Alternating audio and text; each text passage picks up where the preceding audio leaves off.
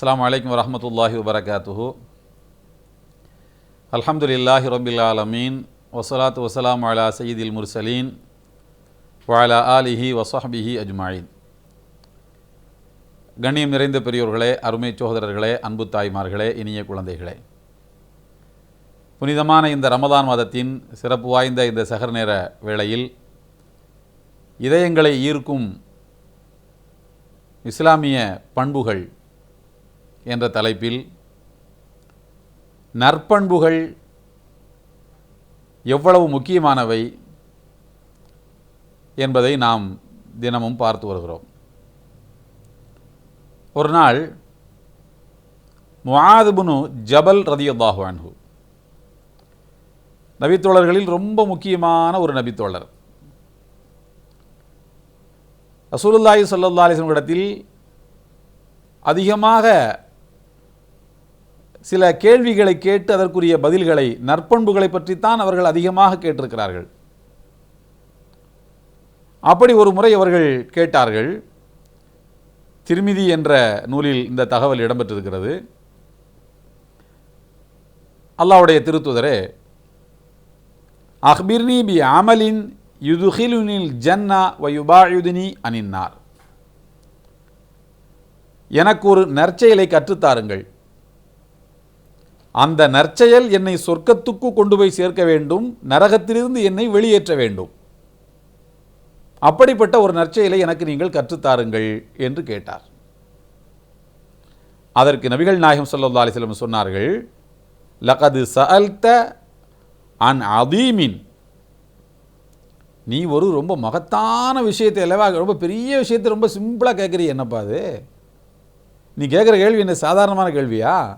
ரொம்ப சிம்பிளாக கேட்டுட்ட. லகது சஅல்த அன் அதீமின், நீ ஒரு பெரிய விஷயத்தை பற்றி கேட்டுவிட்டாய் என்று சொல்லிவிட்டு மறுபடி சொன்னார்கள், வ இன்னஹு ல யஸீருன் அலா மன் யஸரஹுல்லாஹு அலைஹி, ஆனாலும் அதை கடைபிடிப்பதற்கு அல்லாஹ் யாருக்கு இலகுவை தந்து விட்டானோ அவங்களுக்கு அது ரொம்ப லேசு தான்.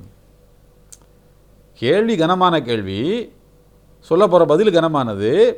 ஆனால் அதை யாருக்கு அல்லாஹ் இலகுவாக்கி தருகிறானோ அவங்களுக்கு ரொம்ப லேசு என்று சொல்லிவிட்டு பெருமானார் ஸல்லல்லாஹு அலைஹி வஸல்லம் சொன்னார்கள், தஅபுத் அல்லாஹ வலா துஷ்ரிக் பிஹி ஷையா, அல்லாஹ்வை மட்டும் வணங்க வேண்டும், அவனுக்கு நீ இணை கற்பிக்க கூடாது. வ துகீம ஸலாத்த வ தூத்தி ஸகாத், தொழுகையை நிலைநாட்ட வேண்டும், தான தர்மங்களை வழங்க வேண்டும், ஜக்காத்து கொடுக்கணும். வ தஸூம ரமதான, ரமதான் மாதம் முழுக்க நோன்பு வைக்க வேண்டும்.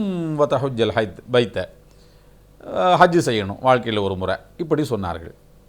பிறகு இதுதான் விஷயம், இது எல்லாத்தையும் கடைப்பிடிக்கிறது அல்லாஹ் யாருக்கு நல்வாய்ப்பை கொடுத்துருக்கிறானோ அவங்களுக்கு ரொம்ப லேசு. சில பேருக்கு பார்த்திங்கன்னா தர்மம் சாதாரணமாக கொடுத்துருவாங்க, தொழுகைக்கு வேணா வரமாட்டாங்க. சில பேர் 1000 ரக்காத்து நஃபில் தொழுவ ரெடி, ஒரு 100 ரூபா தர்மம் கொடுக்க தயார் இல்லை. சில பேர் பார்த்திங்கன்னா ஹஜ்ஜு உம்ரான்னு அடித்து தள்ளுவாங்க. நான் 25 ஹஜ்ஜு பண்ணியிருக்கேன், 30 ஹஜ்ஜு பண்ணியிருக்காரு ஹாஜியார், அப்பா ரமதான் ஆகிட்டா உம்ராவுக்கு போயிடுவார், அப்புறம் பார்த்தா ஹஜ்ஜுக்கு போயிடுவார். அடேங்கப்பா, அவரை மாதிரி யாரும் ஹஜ்ஜு பண்ண முடியாது. தர்மம் பிக் ஜீரோ. இவை அனைத்தையும் சமநிலையில், அதற்கு உரிய இடங்களில், உரிய அளவோடு நிறைவேற்றுவது அல்லாஹ் யாருக்கு இலகுவாக்கி தந்திருக்கிறானோ அவங்களுக்கு ரொம்ப லேசு. இல்லைன்னா அவர் ஒரு கை இயங்கி மறுகை இயங்காமல் பக்கவாதம் கண்ட மனிதனை போல ஒரு அமலை தூக்கலாச்சி செய்வார், இன்னொரு அமலை கோட்டை விட்டுருவார். இதெல்லாம் சமநிலைத்தன்மையோடு நிறைவேற்றுவது அல்லாஹ் நாடினால்தான் நடக்கும். இதுதான் சொர்க்கத்துக்கு உங்களை கொண்டு போய் சேர்க்கும், நரகத்திலிருந்து உங்களை விடுவிக்கும்னு சொல்லிட்டு நபிகள் நாயகம் ஸல்லல்லாஹு அலைஹி வஸல்லம் இப்போ முதல்ல அவங்க கேள்வி கேட்டாங்கல்ல, முஆத் இப்னு ஜபல், ரசூலுல்லாஹ் பதில் சொன்னாங்க இல்லையா. இப்போ நபிகள் நாயகம் ஸல்லல்லாஹு அலைஹி வஸல்லம் இவங்களே முன் வந்து, நான் உனக்கு இன்னொன்று சொல்லி தரட்டுமா, நான் உனக்கு இன்னொன்று சொல்லி தரட்டுமா அப்படி இவங்களே கேட்குறாங்க. காரணம், அவருக்கு அந்த நன்மைகளை தெரிந்து கொள்வதில் இருந்த ஆர்வம்.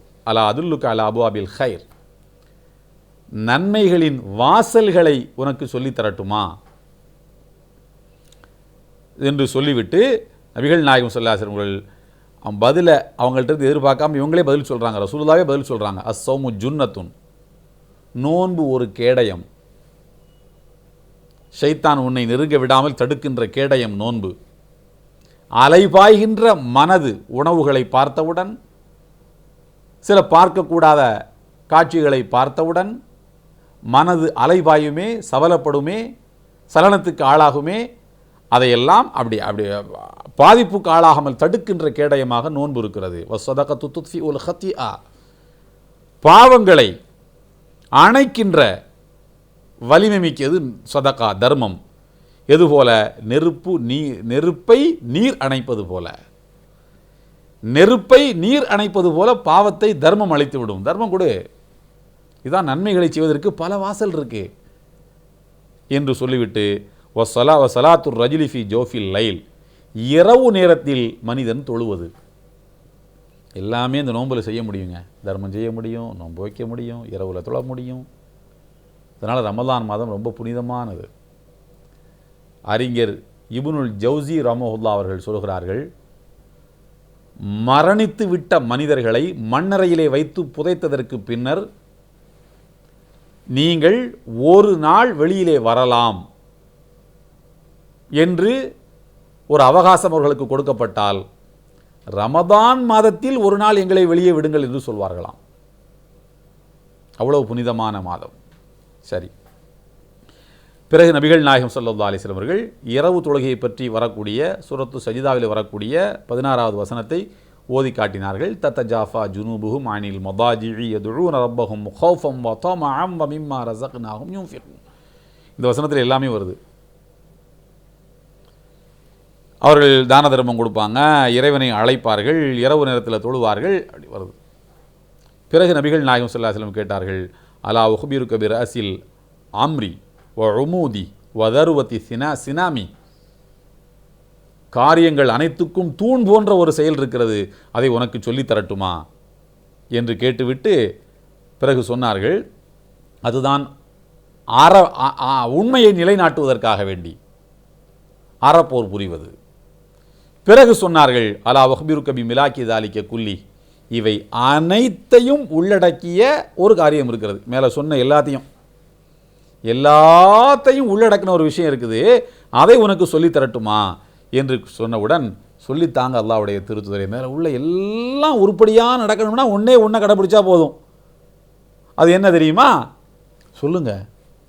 நாக்கை நபிகள் நாயகம் ஸல்லல்லாஹு அலைஹி வஸல்லம் பிடித்து காண்பித்தார்கள். ஃபஅஹத பிலிசானி, நாக்கை பிடிச்சு காட்டினாங்க. நாக்குன்னு கூட சொல்லலை, நாக்கை பிடிச்சு காட்டி, இதை உன் கட்டுப்பாட்டில் வச்சுக்கோ, குஃப் அலைக்க ஹாதா, இதை மாத்திரம் அலைபாய விட்டு விடாதே, கட்டுப்பாட்டில் வச்சுக்கோன்னு சொன்னாங்க. உடனே முஆது பின் ஜபல் கேட்கிறார்கள், வ இன்னா லமுஆஹதூன பிமா நதகல்லமு பிஹி, நாங்கள் பேசியதற்கும் குற்றம் பிடிக்கப்படுவோமா? எதையாவது ஒன்று வேடிக்கையாக விளையாட்டாக போகிற போக்கில் அப்படி சொல்லிட்டு போகிறது தானே, இதற்காகவும் நாங்கள் குற்றம் பிடிக்கப்படுவோமா? மாலை நேரங்களில் மகரிப் தொழுகைக்கு அப்புறமாக தோழிமார்களோடு உட்காந்து வாசலில் உட்காந்து அரட்டை அடிக்கிறது தானே, ஃபோனு நண்பர்கள் எடுத்துகிட்டு அரை மணி நேரம் பேசுகிறது தானே. மனைவி இடத்துல தானே 3 நிமிஷத்தில் பேசி முடிக்கணும், நண்பர்னால் 30 நிமிஷம் இல்லை, பேசிக்கிட்டே இருக்கலாமே. இந்த மாதிரி பேசுகிறதுக்குமா நாங்கள் குற்றம் பிடிக்கப்படுவோம் என்று கேட்கிறார். நபிகள் நாயகம் ஸல்லல்லாஹு அலைஹி வஸல்லம் சொன்னார்கள், சகிலத்துக்க உம்முக யா முஆத், என்ன முஆதே, உன் தாய்க்கு நீ பாரமாக இருப்பாயாக. அது ஒரு செல்லமாக திட்டுறது அரபு மொழியில். சொன்னார்கள், வஹல் யகுப்பன் நாசு ஃபின் நாரி அலா உஜூஹிஹிம், மனிதர்கள் நரகத்திலே முகங்குப்புற மனிதர்களை தள்ளுவது அவர்கள் நாவினால் செய்த அறுவடைகள் அன்றி வேறென்ன? இவன் அவனை பற்றி குறை சொல்கிறது, அவனை பற்றி குறை சொல்கிறது, ஒருத்தன் கோல் சொல்கிறது, புறம் பேசுறது, இந்த மாதிரி நாக்குகளால் தானே மனிதர்கள் நரகத்திலே நிறைய முகம் குப்புற வீழ்ந்து கிடக்கிறார்கள். அது உனக்கு தெரியாதா என்று கேட்டார்கள். இமாம் கஸ்ஸாலி ரஹ்மத்துல்லாஹி அலைஹி அவர்களிடத்தில் ஒருவர் ஒரு ஃபத்வா கேட்கிறார். இமாம் கஸ்ஸாலி அவர்களே, மா ஹுக்குமு தாரிக்கு சலாத், ஒரு மனிதன் தொழுகையை வேண்டுமென்றே விடுகிறான், அவனை பற்றிய சட்டம் என்ன என்று கேட்டார்கள். தொழுகையை ஒருத்தன் வேணும்னே விடுறாங்க, என்ன சட்டம்? மன் தரக சலாத்தம் முத்தஅமிதன் ஃபகது கஃபர். நபிகள் நாயகம் ஸல்லல்லாஹு அலைஹி வஸல்லம் சொன்னார்கள், வேண்டுமென்று ஒரு மனிதன் தொழுகையை விட்டால் அவன் இறைவனையே மறுத்து விட்டான். இறைவனையே மறுத்துட்டான், வேணும்ல விடுறான், கொழுப்பில் திமிரில் விடுறான்ல. வாங்க சொன்ன பார்த்துக்கலாம். ஏன் ரமதான்லேயே சஹர ஃபயர் முட்டை சாப்பிட்டுட்டு சுபுவுக்கு வாங்க சொல்லும்போது எவ்வளோ சலிப்பாக இருக்குது எந்திரிச்சு போகிறதுக்கு சில பேருக்கு. அப்போது இது மாதிரி வேண்டுமென்று தொழுகையை விட்டால் அவன் இறைவனையே மறுத்து விட்டான் என்று நபிமொழி இருக்கிறது. இமாம் கஸ்ஸாலி ரஹ்மத்துல்லாஹி அலைஹி அவரிடத்திலே ஒருவர் கேட்கிறார், மா ஹுக்குமு தாரிக்கு சலாத், தொழுகையை வேண்டும்னே ஒரு மனிதன் விடுறான், அவனுடைய சட்டம் என்ன என்று கேட்கிறார். அதற்கு இமாம் கஸ்ஸாலி ரஹ்மத்துல்லா என்ன பதில் சொன்னாங்க தெரியுமா? அன்தஹுத பி யதிஹி வ ததுஹப பிஹி இலல் மஸ்ஜித். அவருடைய யார் தொழுகையை விட்டாரோ அவருடைய கையை நீ பிடிச்சி பள்ளிவாசலுக்கு அவரை கூட்டிக்கிட்டு நீயும் போக வேண்டும் என்பதுதான் சட்டம்னு சொன்னாங்க. அவன் சட்டம் கேட்டது எதுக்கு கேட்குறான்? தொழுகையை விட்டவனுக்கு சட்டம் கேட்குறான். தொழுகையை விட்டான்ல, அவனை என்ன செய்யலாம்? நரகத்தில் போடலாமா? அவனை காஃபிர்னு பத்துவா கொடுக்கலாமா? அவனை ஊரை விட்டு விலக்கி வைக்கலாமா என்று அவனுக்கு சட்டம் கேட்கும்போது கேட்டவனுக்கு சட்டம் சொன்னார்கள் இமாம் கஸ்ஸாலி. நீ அவன் கையை பிடிச்சிட்டு நீனும் சேர்ந்து அவனை கூட்டிகிட்டு போ தொழுகைக்கு, உனக்கு தான் சட்டம் சொல்ல முடியும், அவனுக்கு சொல்ல முடியாது. எப்படி நாக்கை பாதுகாத்தார்கள் பார்த்தீர்களா? ஏன் தொழுகையை விட்டவன் காஃபீர் ஆகிட்டான், இறைவனை மறுத்துட்டான்னு சொல்கிறதுக்கு எத்தனை நிமிஷம் ஆகிடும்? 10 செகண்ட் ஆகுமா? அந்த நாக்கை பாதுகாத்து கொண்டார்கள். இமாம் யூசுப் அல் கர்தாவி வாழும் பேரறிஞர் அமெரிக்காவுக்கு செல்கிறார் ஒரு முறை. அமெரிக்கா நமக்கெல்லாம் தெரியும், பன்றி இறைச்சி ரொம்ப சாதாரணமாக புழங்கப்படக்கூடிய நாடுகளில் ஒன்று. இப்போது பல பல்கலைக்கழகங்களில் ஹலால் டைனிங் என்ற ஒரு சிஸ்டத்தை கொண்டு வந்திருக்கிறார்கள். யூதர்கள் ஒட்டக கறி சாப்பிட மாட்டாங்க, முஸ்லீம்கள் பன்றி இறைச்சி சாப்பிட மாட்டாங்க. மற்ற மதத்தவர்களுக்கு யார் யாருக்கு என்னென்ன இதெல்லாம் பிடிக்காதோ அதையெல்லாம் வைத்து இது எந்த மதத்திலாவது ஒரு இறைச்சி அல்லது ஒரு பொருள் தடை செய்யப்பட்டிருக்குமானால் அதை அந்த ஹாஸ்டலில் நாங்கள் யூஸ் பண்ண மாட்டோம். எல்லாருக்கும் பொதுவானதே சாப்பிட்டு போவோம். உனக்கு பிடிச்சது என் மதத்தில் அனுமதிக்கப்பட்டிருக்கு, உனக்கு பிடிக்கலை, உனக்கு தடை செய்யப்பட்டிருக்கு, நான் அதை விட்டுறேன். படிக்கிற காலம் தானே, விட்டுருவோம். இந்த சிஸ்டம் அங்கே நடைமுறைப்படுத்தப்படுது. இதுபோல் எதுக்கு உங்களுக்கு சொல்கிறோம்னா, பன்றி இறைச்சி மிக சாதாரணமாக வெளியில் புழங்கப்படக்கூடிய ஒரு நாடு. அங்கே சிலர் யூசுப் அல் கர்தாவி அவருடைய உரையை கேட்பதற்காக வந்திருக்கிறார்கள். இந்த உலகத்தில் 20 லட்சம் பேர் ஒரு இடத்தில் ஒன்று கூடி ஒரு மனிதருடைய உரையை கேட்டார்கள் என்றால் எகிப்து தஹரீர் சதுக்கத்தில் இவருடைய உரையை தான் கேட்டிருக்காங்க. அவற்றை கேள்வி கேட்குறாங்க. நாங்கள் ஹோட்டலுக்கு போகிறோம், அங்கே ஹலாலா ஹராமானே தெரிய மாட்டுது, ஹலால் வச்சுருக்கிறானா ஹராம் வச்சுருக்கிறானான்னு தெரியலை. அப்படியே அந்த ஹலால் உணவை பற்றி நிறைய கேள்விகள் வருது. அங்கே பன்றி இறைச்சி புழங்கப்படுது அந்த ஹோட்டலில். அங்கே போய் நாங்கள் ஹலாலான மற்ற உணவுகளை கேட்டு வாங்கி சாப்பிட்லாமா? அது ஹலாலுன்னு தெரிஞ்சால் கூட பன்றி இறைச்சியை உண்பதற்கு பயன்படுத்தப்பட்டிருக்கக்கூடிய அந்த கரண்டிகளை நாங்கள் ஹலாலான இறைச்சியை உண்பதற்கு நாங்கள் பயன்படுத்தி கொள்ளலாமா? இப்படின்னு ரொம்ப டீப்பாக கேள்வி கேட்டே போகிறாங்க. ஒரு கட்டத்தில் கர்லாவி அவர்கள் சொல்கிறார்கள், நீங்கள் பன்றி இறைச்சியை பற்றியெல்லாம் கேள்வி கேட்குறீங்க, கடிகாரத்தை ஒரு மனிதன் வலது கையில் கட்டுறதா இடது கையில் கட்டுறதான்னு கேள்வி கேட்குறீங்க. ஆனால் பன்றி இறைச்சியை பற்றியெல்லாம் கேள்வி கேட்குற நீங்கள் உங்களுடைய சக முஸ்லிமான மனிதனுடைய குறைகளை பற்றி வெளியிலே பேசி புறஞ்சொல்லி கோள் சொல்லி அவனுடைய இறைச்சியவே நீங்கள் சாப்பிடுகிறீர்களே. இறைவன் அருள்மறையாம் திருக்குறானில் என்ன சொல்கிறான்? வலா யக்தப் பாதுக்கும் பாதா, ஒருவர் மற்றவரை பற்றி புறம் பேசாதீர்கள். அய்யுஹிப்பு அஹதுக்கும் யஅகுல லஹம அஹீஹி மைத்தன் ஃபகரிஹ்துமூஹு, செத்து போன உன்னுடைய உடன்பிறந்த சகோதரன் ஒருவன் செத்து கிடக்க அவனுடைய இறைச்சியை போய் நீ சாப்பிடுவியான்னு கேட்குறான் அல்லாஹ். அதற்கு இணையானது வாழ்ந்து கொண்டிருக்கக்கூடிய ஒரு மனிதனுடைய குறைகளை பற்றி புறம் பேசுகிறது. ஒரு மனிதனை பற்றியா புறம் பேசுகிற, கோள் சொல்கிற, எல்லாத்தையும் பண்ணிக்கிற, பன்றி இறைச்சியை பற்றி கேள்வி மட்டும் கேட்டுக்கிற, அது செத்து போன சொந்த சகோதரருடைய இறைச்சியை சாப்பிட்ற மாதிரி இல்லையா? நாவை பேணிக் கொள்ளுங்கள் என்று இமாம் கர்லாவி அவர்களை எச்சரிக்கிறார்கள். எதுக்கு சொல்கிறோம்னா, நாவை பேணிக்கொள்வதற்கு இஸ்லாத்தில் ரொம்ப முக்கியமான இடம் உண்டு. அதனால தான் நபிகள் நாயகம் ஸல்லல்லாஹு அலைஹி வஸல்லம் இவை அனைத்துக்கும் பொதுவானது நாக்கை பிடித்து காண்பித்தார்கள்.